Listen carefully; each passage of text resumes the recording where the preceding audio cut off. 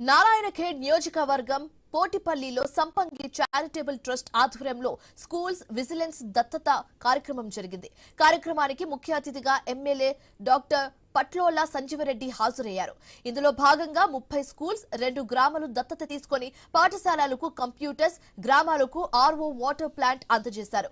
గ్రామీణ ప్రాంత విద్యార్థులు ఆధునిక సాంకేతిక పరిజ్ఞానాన్ని అందిపుచ్చుకోవాలంటే కంప్యూటర్ విద్య అత్యంత అవసరమని సంపంగి చైర్మన్ రమేష్ సంపంగి, సీఈఓ సురేష్ సంపంగి అన్నారు. ప్రతి గ్రామానికి స్వచ్ఛమైన తాగునీరు అందాలనే లక్ష్యంతో ఈ వాటర్ ప్లాంట్ ఎంతో ఉపయోగపడుతుందని తెలిపారు. అయితే భవిష్యత్తులో విద్యాభివృద్ధి, గ్రామాల సమగ్ర అభివృద్ధికి సంపంగి గ్రూప్ నిరంతరం తోడ్పడుతుందని హామీ ఇచ్చారు.